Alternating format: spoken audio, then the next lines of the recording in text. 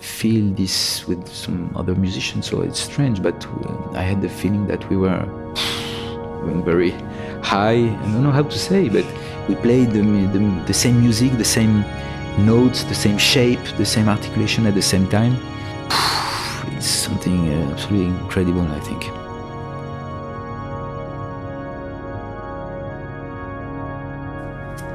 But so you don't get tired of this intensity of the world that you are so dedicated to? Tired? Why? No, it was just a question. No, I'm just sometimes a little sad that I had the feeling that our world is not more interested in good music.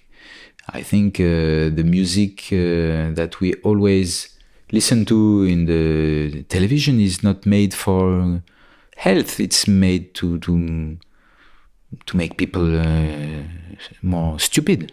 Mm-hmm. So I don't understand why. I don't understand. I have an idea maybe, but I just see that there are elections. So there is a new president. I'm 46, so I saw different presidents. And the level of the music in the media, in the television, in the radio, is always the same and is always going down. I'm a little sad, for example, that traditional music, all the songs people 50 years ago, 60 years ago, not so long time ago, many people in the countryside, they knew maybe 40 songs. Each song with 12 verses. And they knew stories, and they were telling stories, and they knew many, I don't know. So all these popular traditions, they disappeared, and it was replaced by everywhere in the world by the same bad noise. So I think our job and our music is very important in this world. Mm-hmm.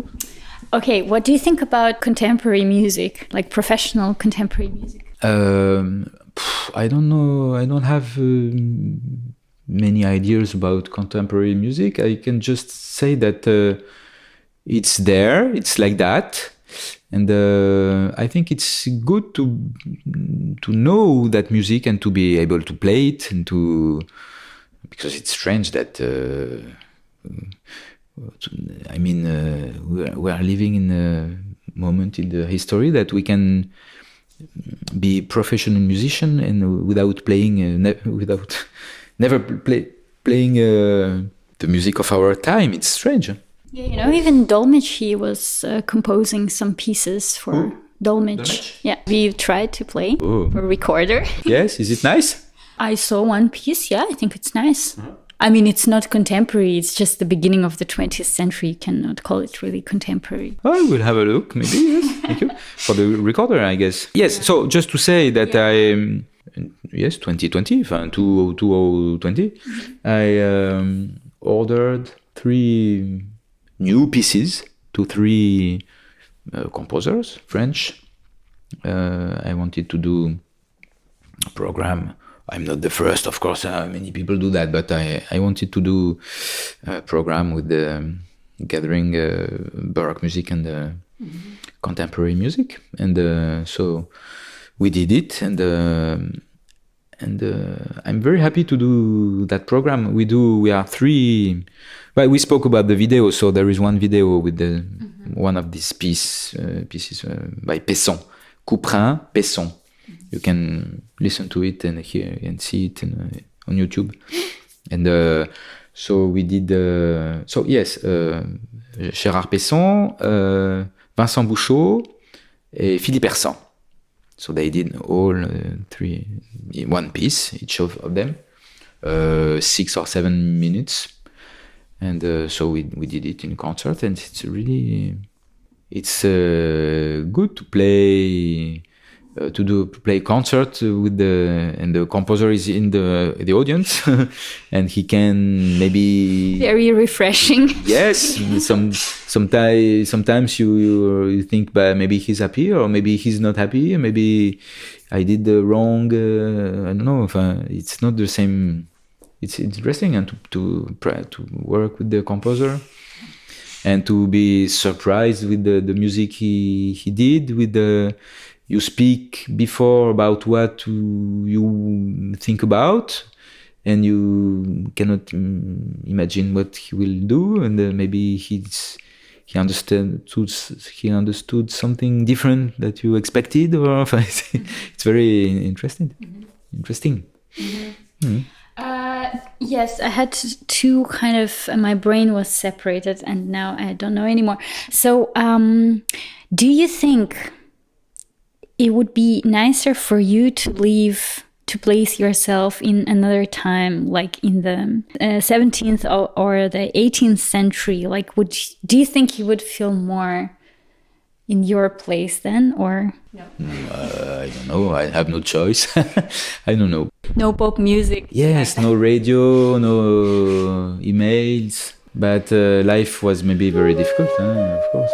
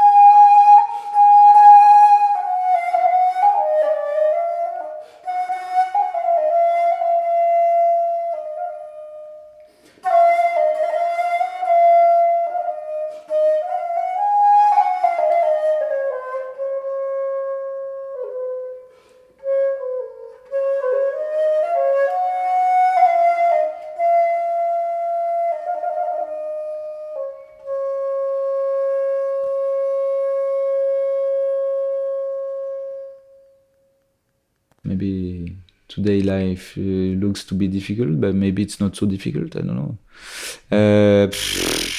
I cannot say. I have no choice. It's, sometimes you can dream about something you don't know, but I heard that maybe we choose the place and the moment we are born.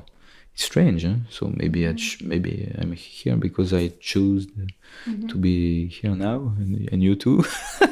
Yeah, definitely. Another question also, like, what do you think? Maybe you kind of already described this indirectly, but I will ask you anyways. What does this meaning of a perfect musician include for you? How would you describe a perfect musician? I like that music. That music. Or let's say, sorry, not a perfect musician. Let's say a true musician. I like that music sound.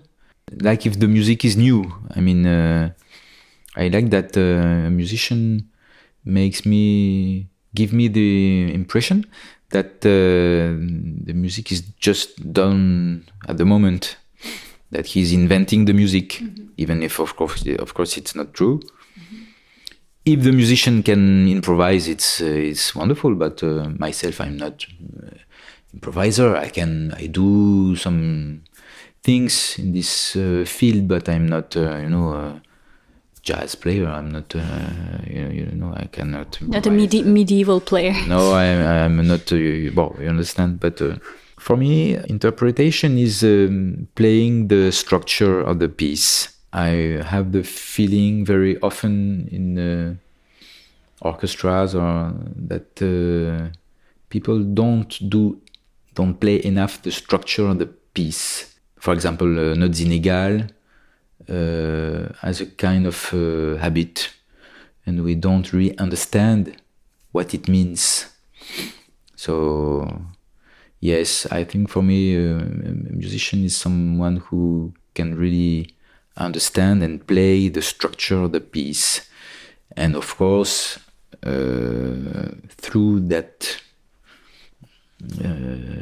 articulation of the structure, who makes emotion about from there, of course. I don't know if I'm very clear, but and for me, a musician is someone who, if possible, who has his own repertoire. I mean, who is able to play. Maybe at the end of we are eating together, and could you play? Oh yes, okay. You don't need a score, you don't need music stand, you don't need a contract, and you can just play the music. I think it's important to I don't know if I really answer the question, but that's what I can say now. Maybe later I will remember something. I don't know. Great. Thank you very much for the tea that I brought from Basel. Anyways, yeah, thank you very much for the tea and for the evening.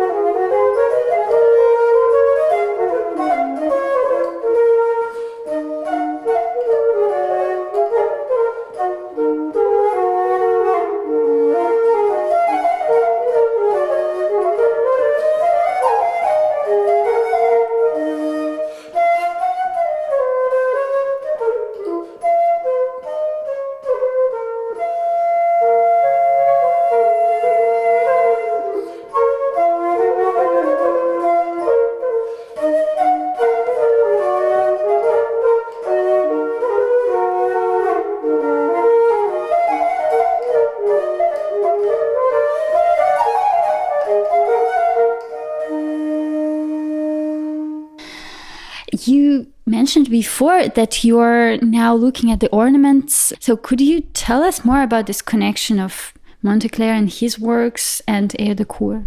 I was speaking about his leçon sur les liaisons. It's in one of his treatises. You know, he did 3 treatises not only the main one, which is principe. In another one, he wrote this leçon how to read music and to pronounce the name of the notes. And we see in this example that he just pronounced the name of the main note. It's not do, re, do, re, mi, fa, sol, but do, re, mi, fa, sol, mi, do. So, la, sol, fa, mi, re, do. No. So you have to understand and to see before where is the main note, because often it's the first note, but sometimes it's the second or the third of the slur of the group. So sometimes it's not easy.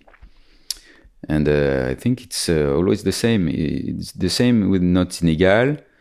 We should always place the structure of the piece and to make the music clear enough to hear the main notes, hear the main note of the melody, the main note of the harmony. And when we do this, I'm sure that the music is strong and is easy to listen to. And so what is the purpose of your performance? What is the purpose for you? How would you like your audience feel, and what to experience? What should they experience during your performance and during your concert? Like, have you ever thought about that? What would they have to or need to, or what are they going through? I would like that it's not boring. Sometimes, people come at the end of the concert and they tell us that the music was really good for them, that they really appreciate the feeling of the music, that it was almost healthy for them. It was something really that give them some good energy. So I hope that's it. I think music has to be to give people something that they need. If you understand your music, if you play it like really a lot of sincerity, I think it's fine. Antoine Geoffroy de Chaume, one of my master, he spoke about naturel. Le naturel. He was very interested in finding the naturel. So I think we have to find this naturel, maybe almost the nature in the music. That's it. And related to that question I asked you a little bit before, how do you program your concerts, and do you have a concept behind or a main idea, and how do you build up the dramaturgy of your concert in order to give this feeling to your audience of the full experience? It's a good question, and at the same time I cannot really answer. But I just can tell you that yes, I try to make a program like a story, of course, and to find the right piece at the right place. But what can I say? I cannot tell. Yes, here you can do this or you can do that. I don't know. But yes, it should be like a story. Yes, I'm sure. And the problem for me, if you want to know, is that it's difficult for me to choose, and I always want to do all at the same time, but it's not possible. So, I spent a lot of time. When I have to do a program, I spend too much time. But I read a lot of music, and I put a lot of music in my computer and do scores and compare, and I do a list, and maybe this or no, yes, I don't know. And then we have to try, of course. And when you try, you find. And the first concerts I often change a lot. And then when I found, I don't change at all. But I don't know what to say more. It's difficult to answer that question for me. I have no recipe. Yes, but maybe there is, like an idea, and maybe you have one main piece that appeared in your mind, and maybe there are some other pieces that are somehow related with a story behind, or maybe with the composer's details of writing this piece, or maybe something, can be anything actually. So in this like cultural space, let's say, so it can be different logic. Maybe about the ornaments, how do you, because you work a lot on air de cour, and it's actually I enjoy very much what I hear. For instance, the CD with air de cour, it was fantastic some years ago. I think you released or La Fleur Vol? I think so, yeah. And how do you research this repertoire? Because it's mostly like vocal music. And how do you transmit what you have researched into your playing on flute? I think it's very important to play vocal music. It's important to play vocal music, and it's important to play dance music. When you play simple tunes, you have to be interesting. I mean, to give emotion with simple tune. Yes, to think about how to articulate. I'm speaking about vocal music now, but how to articulate each note with the text, and then how to do these ornamentations, to find some very flexible way of doing these ornaments. I think I often hear interpretations that are too hard. You see, this kind, of course, not as such, but I exaggerate now. But it's written.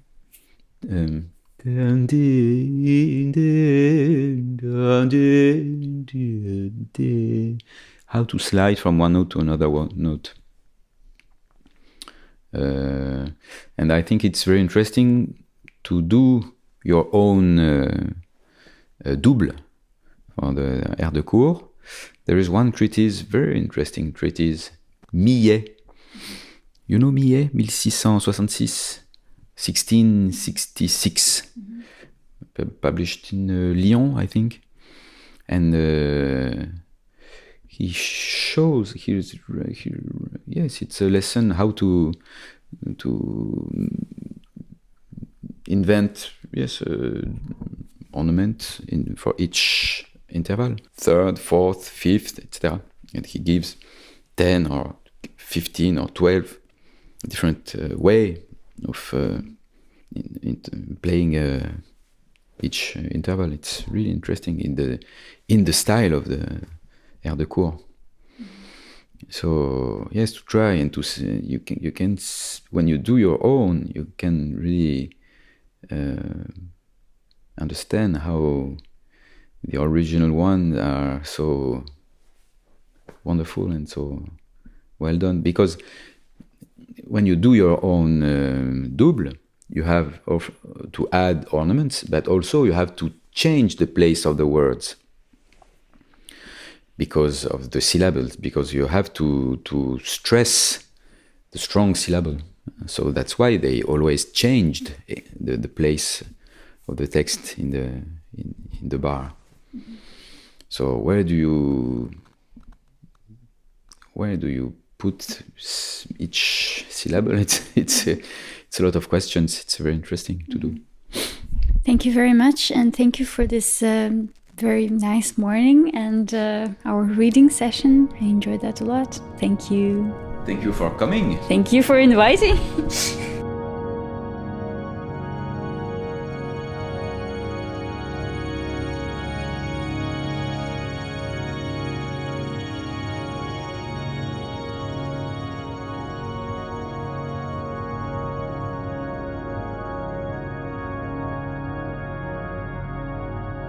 This ornamentation, that place is written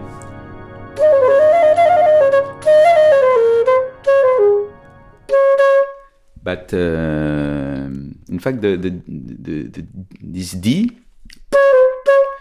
is a grace note, and the main note is C. So it has to sound, I think, the C is the main note. C, A, it's a chord. The chord is A. And so it's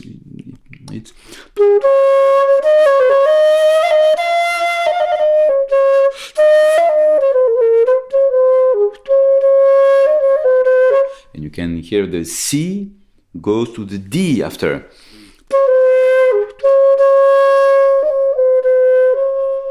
Instead of